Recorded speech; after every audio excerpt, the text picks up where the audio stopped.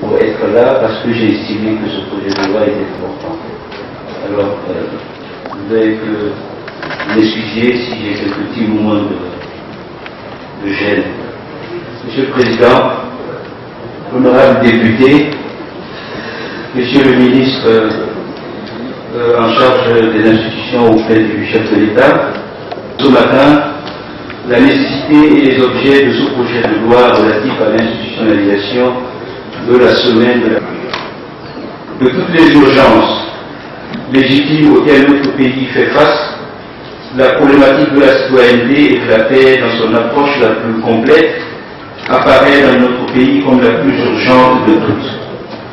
Tout d'abord, parce qu'elles incarnent toutes les dimensions fondamentales de notre système démocratique, consacrées par nos textes fondateurs et leur philosophie substantielle. Ensuite, cette question de la citoyenneté recèle en elle, mais aussi de la fragilisation brutale et suicidaire de notre corps social et politique, hélas. Dès lors, parler de citoyenneté dans notre pays, c'est poser la question de l'État, de son exigence et de sa vitalité.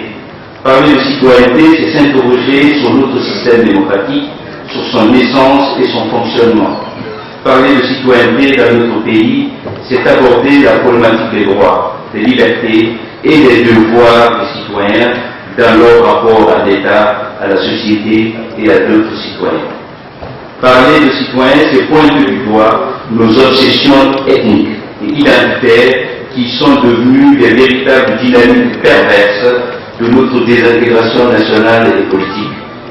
Parler de citoyenneté, Monsieur le Président, honorable député, c'est parler de paix démocratique, de coexistence pacifique dans la société avec des droits égaux, des libertés égales et une justice efficace et effective.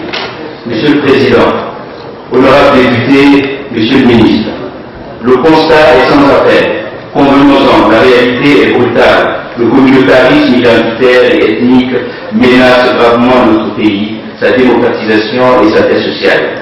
L'ethnicisme politique et instrumental est devenu notre handicap majeur et une vulnérabilité inquiétante de la paix sociale et de la stabilité de nos institutions.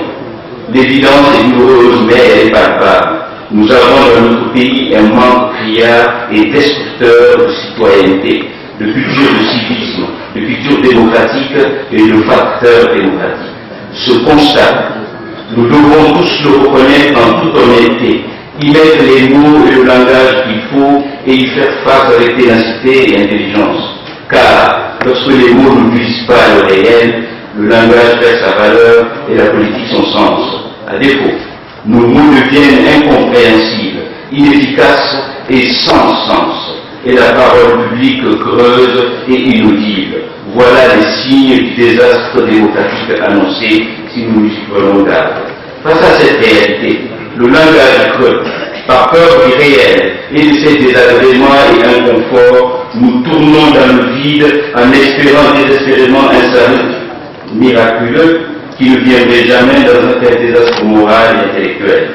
Il est où le citoyen guinéen?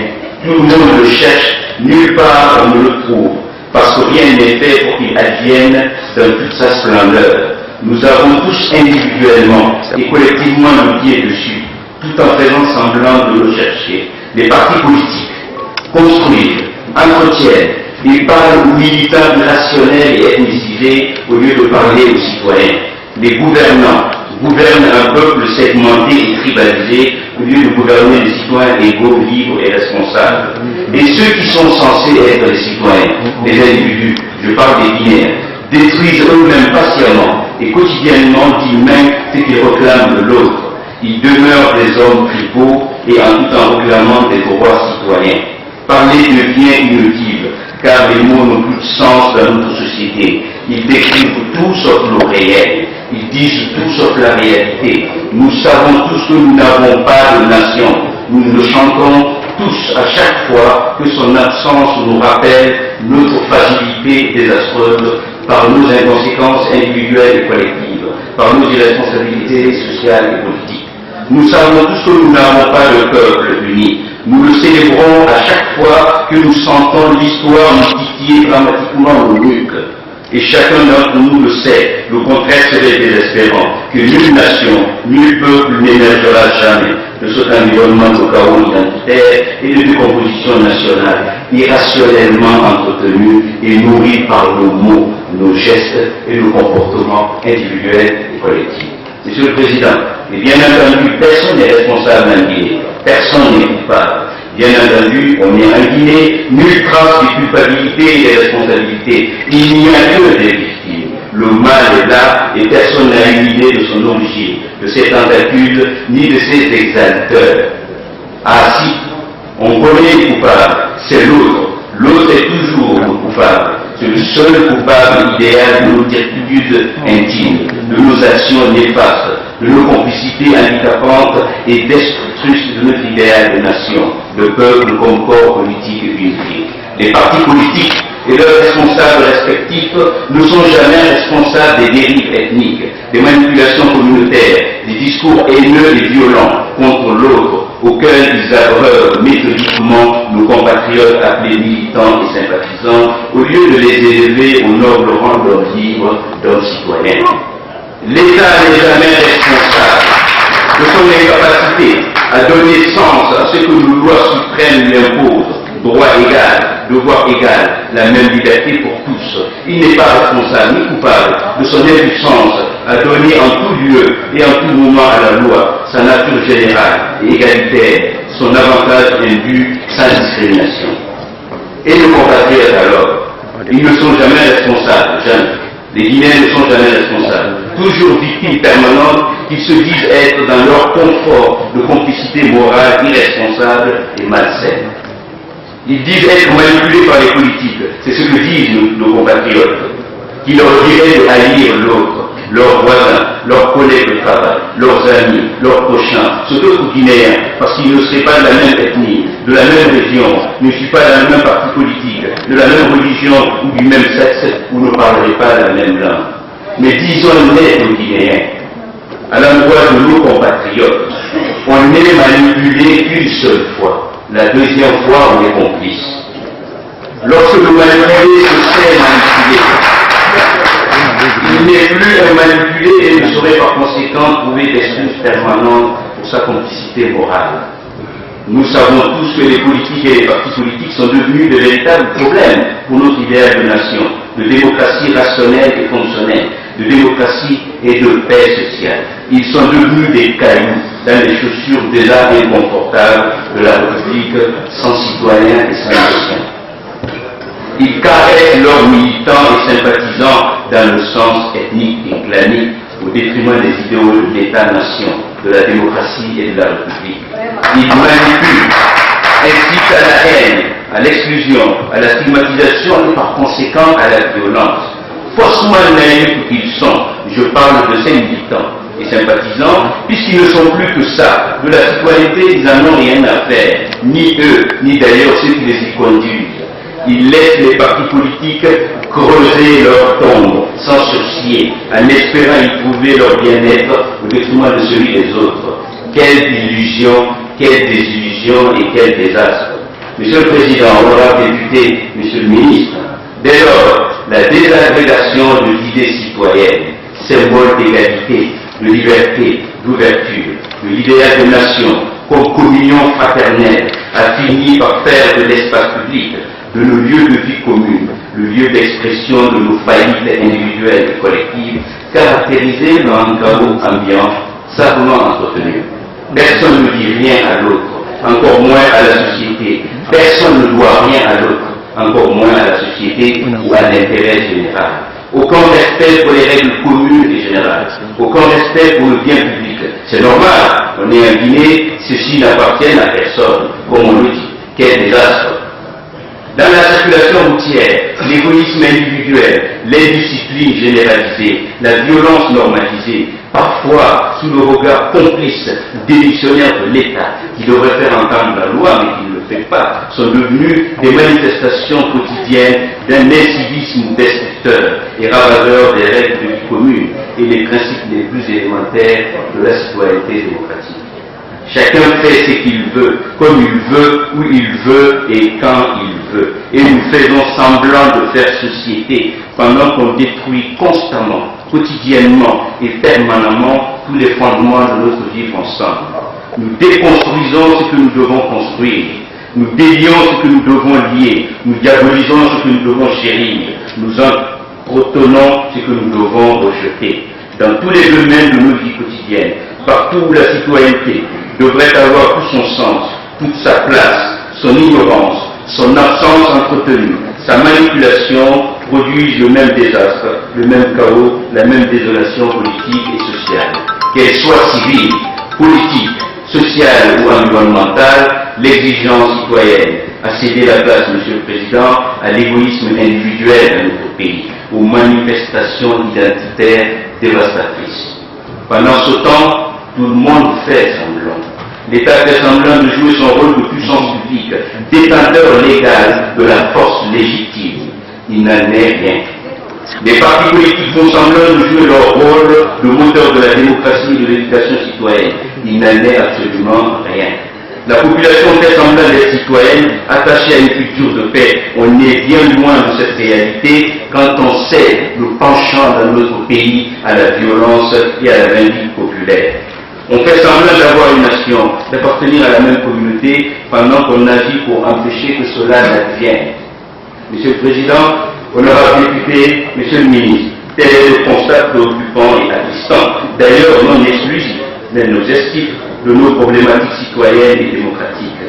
Mais disons-le nettement, cette triste et préoccupante réalité qui caractérise nos difficultés en matière de citoyenneté, de nation et de démocratie, de vouloir vivre ensemble, des droits, de liberté et par conséquent sont des défis auxquels nous devons faire face sans complaisance, avec responsabilité et détermination, j'en suis convaincu, avec le soutien de cette légitime Assemblée nationale. Monsieur le Président, honorable député, ce travail est aussi, et plus que tout autre, votre mission. Et je suis convaincu que vous vous y attellerez avec toute urgence désormais, car chaque instant qui passe est un temps perdu pour notre pays. L'exigence de la citoyenneté est la condition absolue de notre cohésion sociale et politique, de la vivacité de notre désir démocratique et de l'effectivité réelle de la paix sociale dans notre pays. Pour que ce citoyen tant attendu existe, il faut le définir et promouvoir une dynamique structurelle qui soit à même de faire substituer aux identités singulières, ethniques, linguistiques, religieuses, sexuelles ou communautaires, sans les détruire pour autant, un espace et une culture identitaire commune et constitutive de protection, de liberté, d'égalité et de justice. Sans quoi, il nous sera impossible de demander à nos concitoyens de renoncer aux espaces identitaires dans lesquels ils trouvent de réels intérêts psychologiques, sociaux, culturels et même économiques pour un autre espace identitaire objectivement inexistant. Si nous ne sommes pas Soussou, Peur, Maléké, Thomas, Guérzé, que serions-nous en Guinée? Guinéens me répondraient, mais cela ne se décrète pas, cela se désire, se vit, se nourrit et s'entretient. Mais qu'est-ce qu'être Guinéen au fait? Quel intérêt avons-nous à être pleinement Guinéens et renoncer à la dimension belliqueuse et exclusive de nos identités singulières? Au moins dans l'espace public, dans la gestion des affaires publiques et de la vie de la nation. Si être guinéen implique si peu de surplus positif que de rester Soussou, Maléké, ici, Thomas ou Guérzé. Ni politiquement, ni socialement, ni culturellement, ni économiquement, ni même symboliquement. L'on sait par ailleurs que ces identités singulières qui empêchent l'État et la nation d'advenir sont devenus des instruments de corruption morale et politique, de chantage politique et social, de manipulation opportuniste, de conquête et de conservation du pouvoir. Pourquoi alors y renoncer quand celle-ci nous garantit plus d'avantages que de devenir Guinéens, citoyens tout court? Comment faire quand on confond délibérément l'État, ou quand l'État lui-même se confond manifestement à une identité ou à un assemblage d'identités particulières, annihilant et détruisant ainsi toute sa légitimité politique et démocratique et son autorité légale et pourtant si nécessaire dans notre pays? Comment faire quand on confond délibérément un parti politique, ses militants, ses partisans à une identité singulière et espérer rassurer les autres identités quant au respect de leurs droits et de leurs libertés? Nous sommes dans une impasse structurelle, mesdames et messieurs honorables députés, et fonctionnelle, monsieur le Président, dans lesquelles nous nous sommes mis et dans lesquelles nous nous maintenons avec le chaos. Monsieur le Président, honorables députés, monsieur le ministre, la construction de notre démocratie dépendra de celle d'une citoyenneté responsable dans notre pays. Le système démocratique n'est pas un simple jeu d'institutions, il est un ensemble logique de règles et de valeurs, construit avec cohérence, formant ainsi un système dynamique d'acteurs divers, caractérisé par la responsabilité, la liberté, des droits et des devoirs, parmi lesquels se trouve au cœur du dispositif le citoyen. Sujet d'un État, le citoyen a des droits dont il doit impérativement jouir et des devoirs dont il se doit s'acquitter impérativement vis-à-vis de l'État, de la société et des autres individus. La démocratie, qui est fondée sur la prééminence de cette citoyenneté en tant que construction intellectuelle d'une politique positive et d'une utopie positive, est un système de division du travail, comme vous le savez, mesdames et messieurs, à l'égard dans lesquels les différents acteurs de la société politique doivent chacun y jouer leur rôle. À cet égard, la citoyenneté n'est pas un simple statut juridique qui fixerait simplement des droits et obligations des citoyens. C'est un schéma cohérent de fonctionnement dynamique d'une société politique. Et c'est cela notre défi dans lequel nous devons tous y investir. Sans citoyens libres et souverains, pas de peuple libre et souverain, et pas de nation démocratique. Monsieur le Président, honorables députés, Monsieur le Ministre, pour avoir une société de citoyens avec une culture et une pratique effective, il faut des individus responsables, capables de jouir effectivement de leurs droits, dans le respect de la loi, dans la société, mais aussi capables d'assumer leurs devoirs et leurs obligations. Il faut un État qui soit en mesure de créer et de garantir un environnement et les conditions d'exercice d'une citoyenneté libre et démocratique. Et cela passe par l'école, l'éducation, la formation, la sensibilisation, mais aussi et surtout le respect des principes de l'état de droit, des principes de justice. La lutte contre l'impunité, dans cette perspective, étant l'objectif majeur, le respect des droits humains et de toutes les règles démocratiques. Les partis politiques qui participent, de par leur formation, les actes, les discours, les symboles à la construction et la promotion de l'idée de la culture citoyenne. Dès lors, prendre conscience, avoir la responsabilité que leurs militants sont d'abord des citoyens et ont certes des droits et des libertés, mais aussi des devoirs et des obligations vis-à-vis de la société et de l'État. Il faut donc remplacer le langage particularisant par le discours républicain, citoyen et responsable. Et les familles d'hommes, elles doivent aussi laisser une place pour la responsabilité individuelle, la liberté individuelle, afin de favoriser l'émergence d'un esprit républicain et citoyen. Car sans liberté et responsabilité individuelle, pas de citoyenneté. La vie sociale sera plus cohérente, les droits et les devoirs mieux distribués et les responsabilités facilement situées. Et la société civile, de par sa position, aura un rôle essentiel à jouer pour appuyer, soutenir, mais aussi contraindre les différents acteurs à jouer efficacement leur partition et à assumer leurs responsabilités. La citoyenneté est un schéma global, une chaîne logique et interdépendante.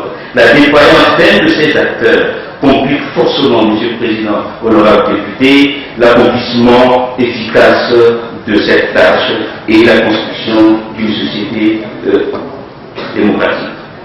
Je laisse donc à chacun, ici le loisir d'imaginer à quel niveau de défaillance nous trouvons-nous dans notre pays. On a beau fuir la réalité en Guinée, comme on aime tant ce sport, on est poursuivi par l'évidence de la vérité et l'acharnement de nos consciences intimes. On nous construit et ne construira rien de solide et de juste avec un peuple qui se complaît dans la fatalité, l'irresponsabilité, la paresse et la détestation du savoir, qui est un des fondements de la culture citoyenne.